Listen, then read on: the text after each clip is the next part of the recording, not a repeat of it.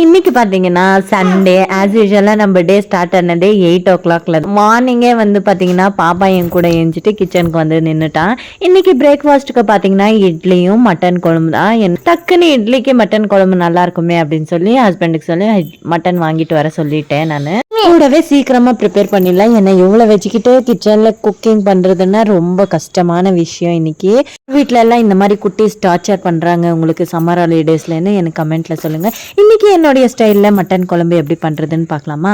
ஒரு கடாயில் கொஞ்சமா இஞ்சி பூண்டு சின்ன வெங்காயம் எல்லாமே நல்லா வதக்கி எடுத்துக்கிறேன்.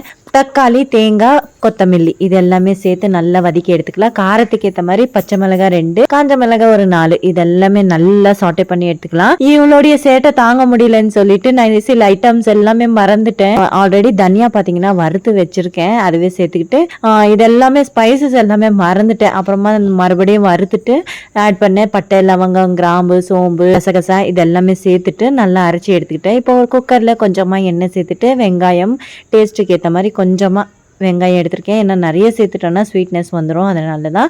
இப்போ வாஷ் பண்ணி வச்ச மட்டன் சேர்த்துட்டு கொஞ்சமாக உப்பு மஞ்சள் தூள் இது ரெண்டுமே சேர்த்து நல்லா பச்சை வாடை போகிற வரைக்கும் வதக்கி எடுத்துக்கலாம்.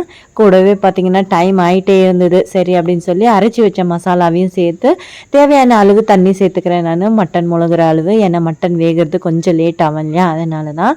அப்புறமா கொழுப்பு வாங்கிட்டு வந்திருந்தாரு, அதையும் சேர்த்து நல்லா வதக்கி எடுத்துகிட்டு இதுக்கு ஒரு 5 விசில் விட்டு எடுத்தோன்னா நல்லா குக் ஆகிடும். ஒரு மட்டன் பார்த்திங்கன்னா 7 விசில் கிட்ட விடணும். இதுதான் அளவு, மட்டன் வேகிற அளவு.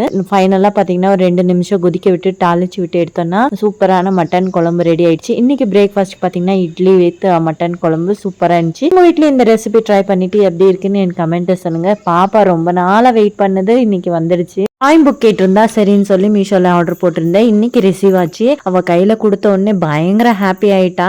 ரொம்ப நாளாக வெயிட் பண்ணி என்கிட்ட சண்டை எல்லாம் போட்டு கேட்டுகிட்டே இருந்தான், ஆர்டர் பண்ணியிருக்கேன் இல்லை கேன்சல் பண்ணிட்டியா அப்படின்னு சொல்லி. நானுமே அவளை சமாதானப்படுத்தி வச்சிருந்தேன். இன்னைக்கு மத்தியானம் எடுத்துகிட்டு வந்து கொடுத்த உடனே ரொம்ப ஹாப்பி ஆயிட்டா. ரெசிபி வீடியோ பிடிச்சிருந்தா ஒரு சப்ஸ்கிரைப் பண்ணி பாருங்க. பாய், நெக்ஸ்ட் வீடியோவில் பார்க்கலாம்.